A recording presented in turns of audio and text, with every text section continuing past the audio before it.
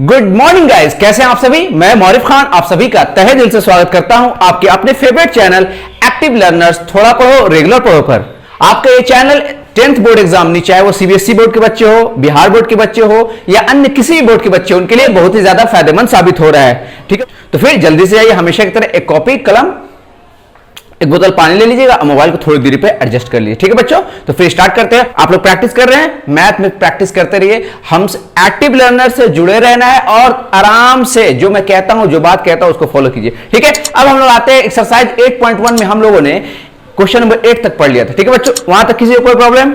हम लोग स्टार्ट करते हैं एक्सरसाइज 8.1 क्वेश्चन नंबर 9। ओके, इस क्वेश्चन को पढ़ते हैं और आराम से स्टेप बाय स्टेप क्वेश्चन को पढ़ेंगे, उसके हिसाब से सॉल्व। देखिए बच्चों क्या कह रहा है, in triangle ABC right angle at B. हमने बना लिया पिक्चर, राइट एंगल को बी पे रख दिया, यहां ए रख सकते हैं, यहां सी रख सकते हैं, आप रिवर्स भी कर सकते हैं, यहां भी ए रख सकते हैं, यहां भी सी रख सकते हैं, कोई प्रॉब्लम वाली बात नहीं है, कोई कंफ्यूजन बच्चों।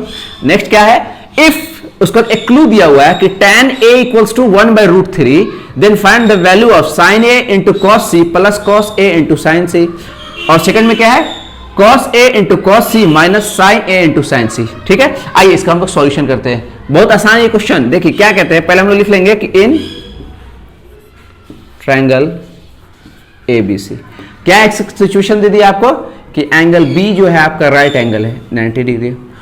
उसके बाद क्या दिया बच्चों, क्लू देखिए कि tan a इक्वल्स टू है 1/√3।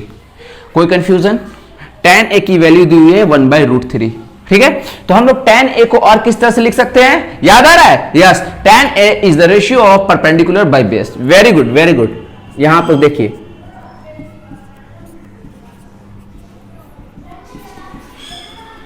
इतना इक्वल टू हम लोग के लिख सकते हैं। कोई कंफ्यूजन? यहां तक किसी को कोई प्रॉब्लम? इसलिए p इक्वल टू क्या हो जाएगा 1k, या सिर्फ k भी बोल सकते हैं आप, और ये क्या हो जाएगा √3k।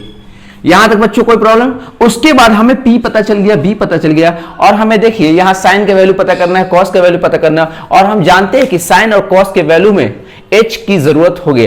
तो हम लोग बड़े आराम से पाइथागोरस थ्योरम की मदद से हम लोग क्या निकाल लेंगे, h को भी फाइंड कर लेंगे, उसके बाद वैल्यू पुट कर देंगे, बहुत आसान हो जाएगा। ठीक है, स्टेप बाय स्टेप चलना है, आराम चलना है, कोई प्रॉब्लम नहीं है। ओके, आगे बढ़ते हैं हम लोग। तो Pythagoras theorem h² is equal to p² plus b²। Any problem? उसका जो वैल्यू हम लोग के पास है p और b का, हम लोग वहां पुट करेंगे और h की वैल्यू फाइंड कर लेंगे।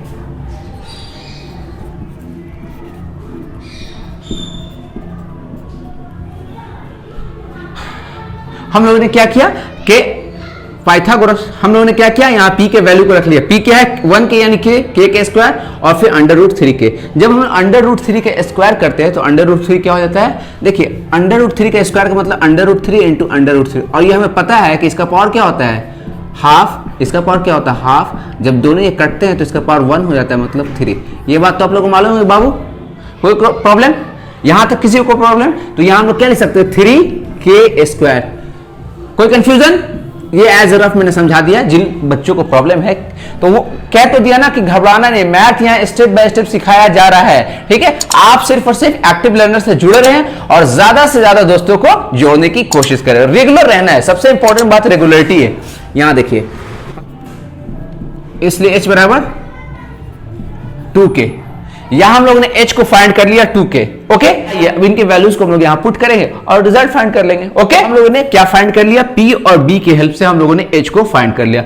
उसके बाद क्वेश्चन नंबर 1 कह रहा है कि sin a into cos c plus cos a into sin c की वैल्यू क्या होगी। इसकी क्या लिख सकते हैं हम लोग, sin a को बारे में हम लोग क्या जानते हैं, sin a is the ratio of perpendicular by hypotenuse. Very good.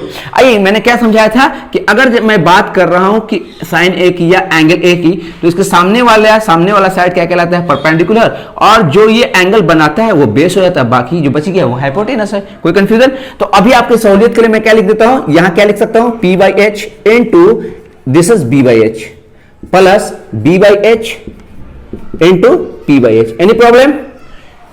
कोई भी बच्चे, किसी भी बच्चे को कहीं भी प्रॉब्लम हो रही है तो एकदम बेझिझक पूछना, क्योंकि अभी हम लोग सीख रहे हैं तो घबराना नहीं है। आप बेझिझक कमेंट्स कीजिए कि सर मुझे यहां प्रॉब्लम, इस क्वेश्चन में इस बात को लेकर प्रॉब्लम हुई। सारे बच्चे यहां देखिए, P sin A के लिए P के वैल्यू कौन हो जाएगा, मैंने क्या बताया कि इसके सामने वाला एंगल इसका P का काम करता है, तो BC क्या हो जाएगा, और हाइपोटेनस का काम कौन कर रहा है बच्चों, AC। ओके, इनटू, अब बात आती है cos c की, दिस एंगल। मैंने क्या बताया था कि जिस एंगल की बात हो रही है उसके सामने वाले साइड्स को क्या बोलते हैं, परपेंडिकुलर। तो हमें बेस चाहिए ना, अब बेस किसको बोलते हैं, जो एंगल बनाता है, जो साइड एंगल बना रहा है। तो ये BC क्या हो जाएगा, बेस का काम कर रहा है, तो ये हम लोग B के जगह पे BC बाई AC, ये तो कॉमन है बच्चों, कोई प्रॉब्लम। प्लस अब देखिए cos A, अब इस बार ये एंगल A, यह हमने क्या बताया था, ये परपेंडिकुलर और ये बेस है, तो बेस की जगह पे क्या लिख सकते हैं हम लोग, AB इंटू AC, ये कॉमन है। इन द सेम वे देखिए अगर हम बात करते हैं साइन C की, तो साइन C के लिए परपेंडिकुलर का काम कौन कर रहा है, AB कर रहा है। कोई कंफ्यूजन, बात समझ में आ रही है कैसे हम लोग स्टेप बाय स्टेप समझ रहे हैं, ओके। तो यहां पे हम लोग क्या लिख सकते हैं, AB बाई AC। इसी तरह अगर हम लोग 3 स्टेप स्टडी प्लान को भी फॉलो करेंगे तो कोई भी सब्जेक्ट बहुत आसानी के साथ हम लोग सही वक्त पे खत्म कर सकते हैं, सही कंसेप्ट के साथ खत्म कर सकते हैं, और ज्यादा से ज्यादा हम लोग इसके क्वेश्चंस लगा सकते हैं, रिवाइज कर सकते हैं, ओके।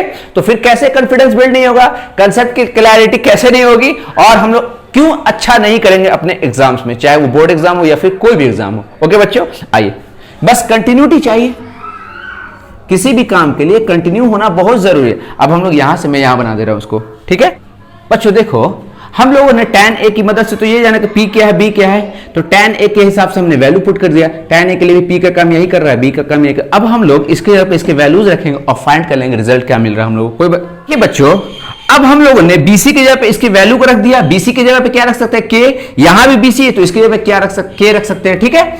और AC की जगह पे हम लोगों ने क्या रख दिया, AC के वैल्यूज को। जब हम लोगों ने वैल्यूज को पुट किया और सिंप्लीफाई किया, देखिए यहां से ये इससे मल्टीप्लाई होगा तो K स्क्वायर हो जाएगा, जब ये दोनों आपस में मल्टीप्लाई हो तो 4K स्क्वायर हो जाएगा, K into K square. In the same way √3K √3, देखिए मैंने यहां बताया √3 जब मल्टीप्लाइड होता है तो 3 हो जाएगा, और K into K square. In the same वे जब हम लोग इसको सिंप्लीफाई करते हैं तो हम लोग के पास क्या आता है, 4K square by 4K square, और जब हम लोग इसे कट करेंगे तो हमारे पास रिजल्ट क्या फाइंड होगा बच्चों, 1, and this is your answer.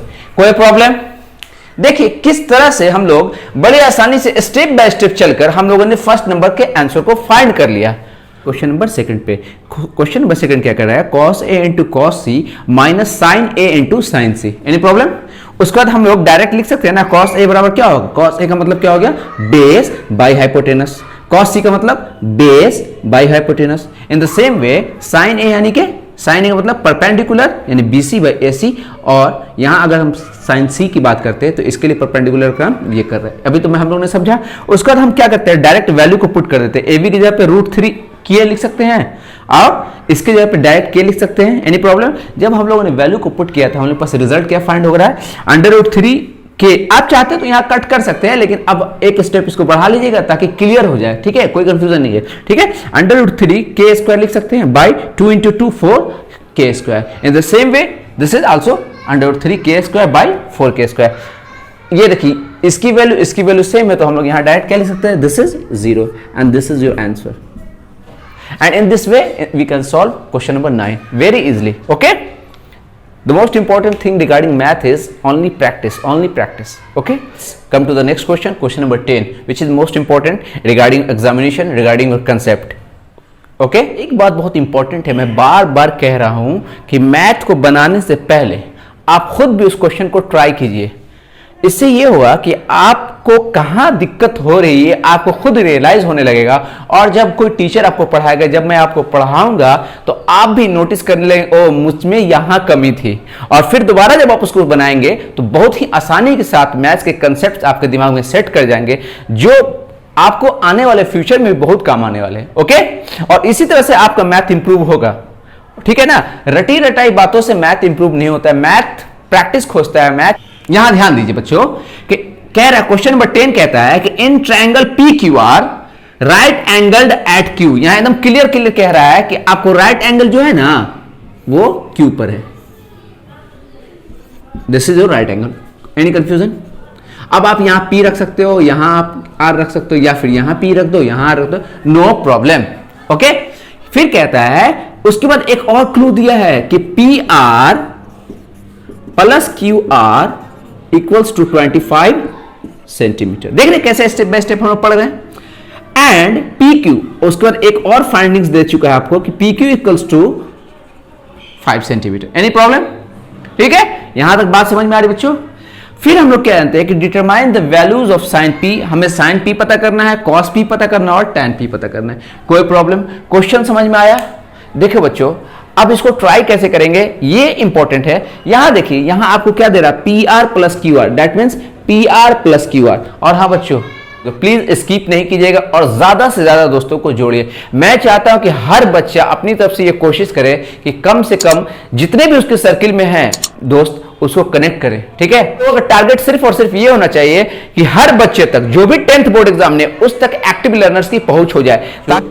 यहां देखिए, यहां एक रिलेशनशिप दिखाई दे रहा है, P R plus Q R equals to 25 centimetre. तो क्या हम लोग इसको इस तरह से नहीं लिख सकते, कोई भी P R equals to 25 minus Q are?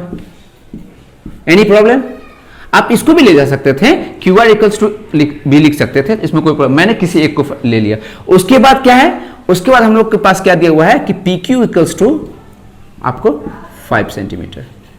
यानी कि हमें दो साइड्स का पता चल सकता है। पहला साइड तो आपको दिया हुआ, दूसरा साइड भी हम लोग फाइंड कर सकते हैं, ठीक है। उसके बाद जब इन दोनों के बीच कोई रिलेशनशिप हमें दिखाई देगा, जब इन दोनों के बीच कोई रिलेशनशिप हमें दिखाई देगा तो बड़ी आसानी के साथ हम लोग तीसरा साइड भी फाइंड कर सकते हैं। और वो रिलेशनशिप दिखाई दे रहा है, जी हाँ बिल्कुल, मैंने बताया है कि जब भी आपको 90 डिग्री दिखाई दे in a right angle triangle तो we can use Pythagoras theorem. जो पाइथागोरस थ्योरम से हम लोग क्या लिख सकते हैं कि किसी भी एक सामने वाले साइड्स का एंगल, जिसको हाइपोटेनस कहते हैं, उसका सम यानी कि पी आर स्क्वायर वो बराबर होता है अदर टू साइड्स के स्क्वायर के सम के। तो हम लोग यहां लिख सकते हैं P Q square plus Q are square. अब हम लोग क्या करेंगे, इनके वैल्यूज को यहां पुट कर देंगे। पी आर की जगह पे हम लोग क्या लिख सकते हैं बच्चों, 25 माइनस क्यू आर का होल स्क्वायर। Any problem? और पी क्यू की जगह पे क्या लिख सकते हो, पी क्यू का वैल्यू क्या दिया हुआ है, 5 सेंटीमीटर, तो 5 लिख सकते हो। क्यू आर की वैल्यू दी हुई है, जी नहीं, तो हम लोग इसे यूं ही रहने देते हैं, क्यू आर का होल स्क्वायर। अब देखिए, बड़ी आसानी के साथ a माइनस बी का फॉर्मूला लगाकर हम लोग आराम से क्यू आर को फाइंड कर सकते हैं। एनी प्रॉब्लम बच्चों? यहां आपको समझ में आ रहा है? कोई प्रॉब्लम? मैंने क्या किया कि ये a माइनस बी की होल स्क्वायर के फॉर्मूला पे बेस्ड है, तो मैंने इसको तोड़ दिया, a square minus 2ab plus B square equals to 25 का स्क्वायर करने पर 25। इसको मैंने इसी तरह रखने दिया। कोई प्रॉब्लम? जब हम लोग इसे सॉल्व करते हैं, देखिए बच्चों, जब हम लोग इसको सिंप्लीफाई कर रहे हैं तो हमें ये फाइंडिंग्स मिल रहे हैं। 25 का स्क्वायर 625, उसका जब इसको हम लोगों ने मल्टीप्लाई किया 25 into 2 50 Q are, okay, and this is Q R square. Any problem? And in the same way 25 plus Q are square, जब हम लोगों ने साइड को बदला है, ठीक है, 25 ये चूंकि यहाँ प्लस में है, इस साइड आ रहा है तो ये माइनस में हो जाएगा। इन द सेम वे तो ये प्लस माइनस है तो ये कट जाएगा। उसके बाद हम लोग पास क्या मिलेगा, 50 Q R, 60 equals to 50 Q R. उसके बाद हम लोग बड़ी आसानी के साथ क्यू आर की वैल्यू को फाइंड कर लेते हैं। इसलिए Q R equals to 12 centimetre. Any problem बच्चों? अब जब हम लोग क्यू आर के वैल्यू को यहां पुट करें तो क्या हमें पी आर नहीं पता चल जाएगा? और इस तरह से हम लोगों ने तीनों साइड्स को फाइंड कर लिया, और इस तरह से हम लोगों ने पी भी फाइंड कर लिया, बी भी फाइंड कर लिया और एच भी फाइंड कर लिया। और फिर बड़े आसानी के साथ हम लोग साइन पी की वैल्यू, कॉस पी की वैल्यू और टैन पी की वैल्यू फाइंड कर सकते हैं। Any problem? क्योंकि हम लोगों ने क्यू आर की वैल्यू फाइंड कर ली जो कि 12 सेंटीमीटर है, हम लोग क्या करते हैं, इस पी आर के वैल्यू में क्यू आर की वैल्यू को पुट करेंगे, जिसकी वजह से हमें P R equals to 13 centimetre मिल जाएगा। और इस तरह से हम लोगों ने तीनों साइड्स को फाइंड कर लिया, अपने रिजल्ट तक पहुंच जाएंगे। साइन पी का मतलब क्या होता है, sine P is the ratio of perpendicular by hypotenuse. यहां देखिए, परपेंडिकुलर बाय हाइपोटेनस। और in the same way we can find the values of sine P, cos P and tan P. Any problem बच्चों? तो फिर आज के लिए इतना ही बच्चों, मिलते हैं कल। आपके एक्टिव लर्नर्स, थोड़ा पढ़ो रेगुलर पढ़ो। आपकी जिम्मेदारी सिर्फ ये है कि प्लीज आप कनेक्टेड रहिए और ज्यादा से ज्यादा दोस्तों को कनेक्ट कीजिए। तब तक के लिए अपना ख्याल रखिए, खूब खुश रहिए और पढ़ाई साथ साथ